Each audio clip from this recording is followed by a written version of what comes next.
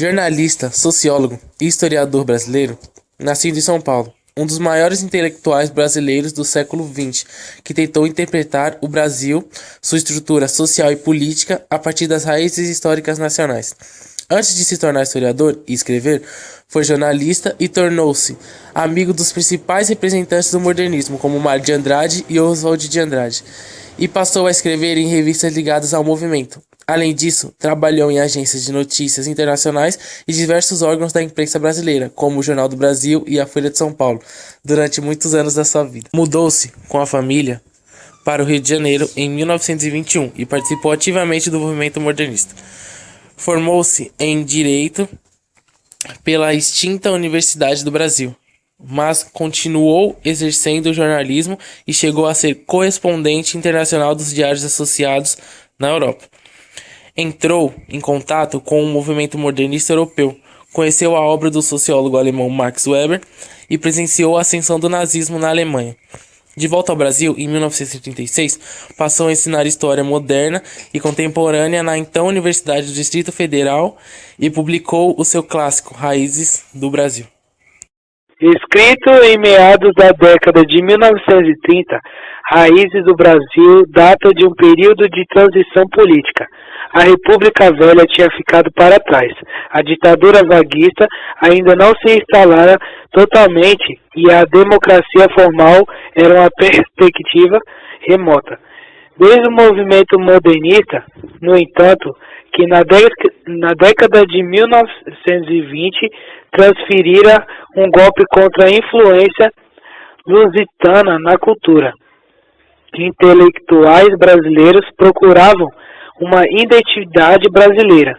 O livro de Buarque de Holanda faz parte desse esforço, ao lado da Casa Grande e Senzala, de Gilberto Freire.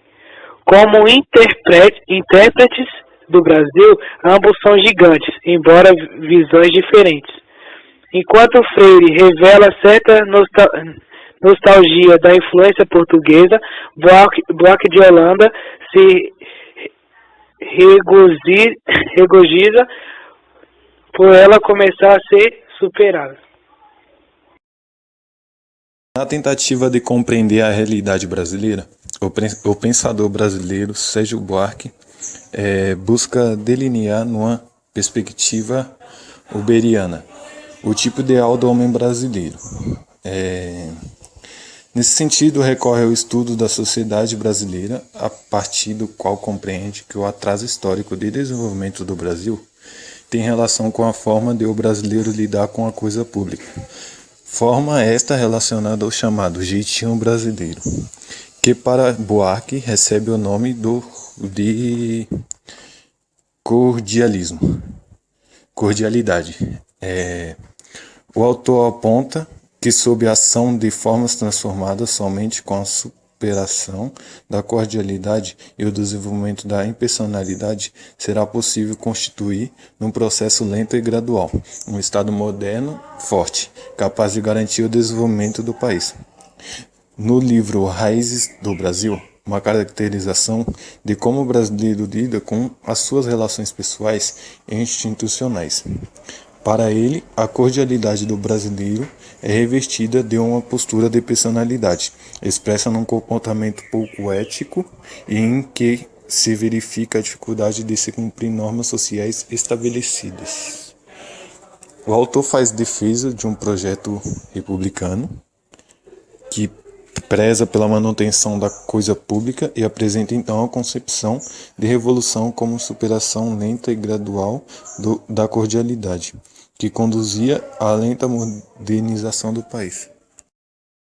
Publicado em 1936, Raízes do Brasil aborda aspectos centrais da história da cultura brasileira. O texto consiste de uma macrointerpretação do processo de formação da sociedade brasileira. A tese central é a de que o legado personalista da experiência colonial constituía um obstáculo a ser vencido para o estabelecimento da democracia política no Brasil. Destaca, nesse sentido, a importância do legado cultural da colonização portuguesa do Brasil e a dinâmica dos arranjos e adaptações que marcaram as transferências culturais de Portugal para sua colônia americana. Sérgio Buarque de Holanda, ele acreditava no potencial do Brasil, acreditava na evolução. Porém, ele também dizia que a burguesia era o problema, era o principal empecilho, afinal, eles só tinham os interesses próprios, e para isso precisava de um bem comum, a sociedade.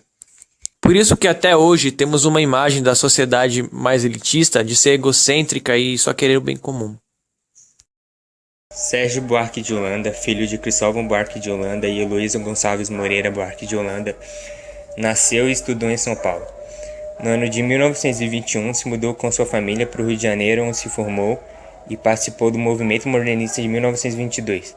Ele também foi jornalista correspondente em Berlim, nos anos de 1929 a 1931. De volta ao Brasil nos anos 30, ele obteve o cargo de professor na Universidade do Distrito Federal. Casou-se com Maria Amélia de Carvalho Cesar Alvim, com quem teve 7 filhos.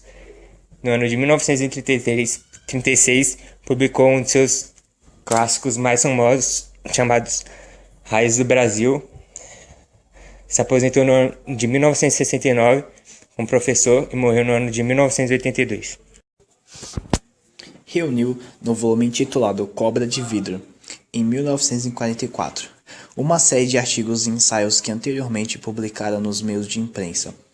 Publicou em 1945 e 1957, respectivamente, Monções e Caminhos e Fronteiras, que consistem em coletâneas de textos sobre a expansão oeste da colonização da América portuguesa entre os séculos 17 e 18. Em 1943, voltou a residir em São Paulo para assumir a direção do Museu Paulista, que ocuparia até 1956, sucedendo então ao seu antigo professor escolar Afonso Taunay, entre 1956 e 1955, onde esteve a cargo da Cátedra de Estudos Brasileiros da Universidade de Roma. Em 1958, assumiu a cadeira de História da Civilização Brasileira.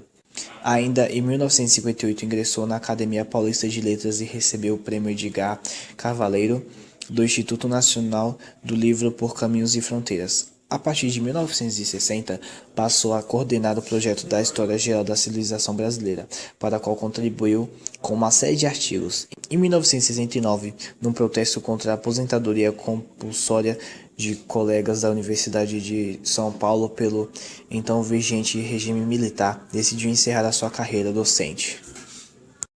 Sérgio Buarque de Holanda permaneceu ativo até 1982 e ainda nesses últimos 10 anos publicou diversos textos. Recebeu em 1980 o Prêmio Juca Pato, da União Brasileira de Escritores, e o Prêmio Jabuti de Literatura. Também em 1980 participou da cerimônia de fundação do Partido dos Trabalhadores, recebendo a 3ª carteira de filiação do partido.